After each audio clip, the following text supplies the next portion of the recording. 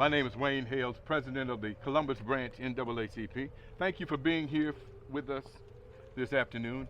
In addition to representatives from local civic, social, and faith-based organizations, also joining us this afternoon is the Georgia State President of the NAACP, Attorney Gerald Griggs, and coming up now will be the NAACP National Board Member, Edward DuBose. The NAACP believes in aligning with organizations that demonstrate a commitment to investing in the Black community, helping our community to thrive.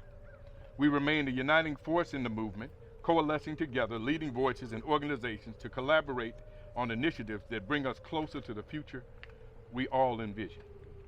Due to the recent violence that occurred during the 61st Annual Heritage Bowl, we understand that the collaboration between these civic, social, and faith-based organizations who are standing with us today can play a pivotal role in ensuring the safety and well-being of the youth and families at future events. Just as it is said, it takes a village to raise a child, we look forward to this collaboration of like-minded partners to develop and enhance comprehensive strategies for addressing this critical issue by combining our sources, expertise, and influence. We have asked representatives from organizations standing with us to address the problems as they see it that continues to plague our community.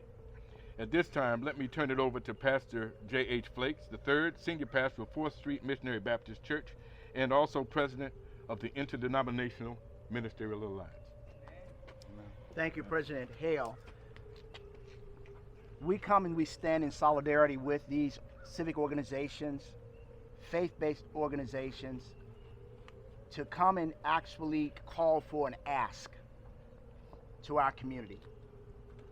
It is troubling what we saw, what we heard on August 25th at this Memorial Stadium, the A.J. McClung Memorial Stadium, on that Friday night.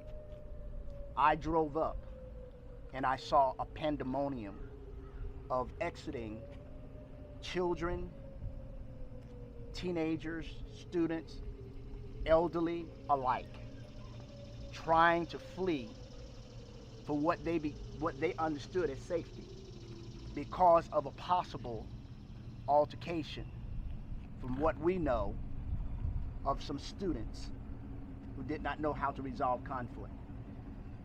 What we understand is that those students were not a part of the two schools that were involved in the Heritage Bowl. But what we want to communicate clearly is that we are calling for accountability. Accountability of parents, that they know where their children are. Accountability of parents, of teaching their children how to act when they go out into public. Accountability for parents to know that they too have a responsibility for their children. Accountability to also the children, the teenagers, the students, that they will be accountable for actions that not only would disrespect their parents, but publicly disrespect such a legacy, the Heritage Bowl, that represents those who came before them, those who came before us, as it really communicates excellence in education, excellence in athletics, excellence in terms of student proficiency. The students need to understand that they have an accountability for their actions. But also we want to call for accountability and actually demand accountability for public safety. We're asking for accountability of our public safety director, our mayor. Accountability for our CPD, Columbus Police Department. Also accountability for our sheriff department. It should never be an option to provide public safety. It should never be an option for any person who has taken the oath to serve and protect, regardless of where it is, its geographical location. It should never be presented as an option.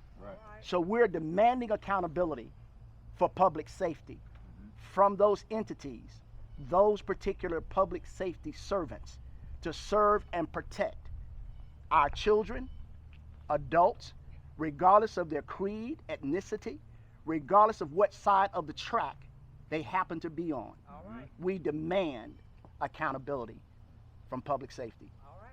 We know that they've been charged to serve and protect.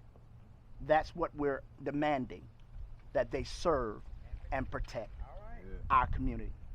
So join with us that we will go forward as a community. We cannot continue to ask somebody else to resolve conflict within our own community. All right. We have to be accountable as a community to reestablish the culture, the moral fiber, bringing our children back to the place where many of our parents went in order to establish good core community values, and that's the church, All right. faith-based organizations. Okay. So God bless you, God keep you is our prayer.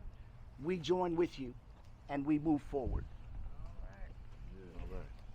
At this time, there's a group that has a grassroots group that has boots on the ground and has been involved in this community. And since we want women to go first, Ms. Patricia Ingram with 100 Women on the Move. Yeah. We asked her to speak.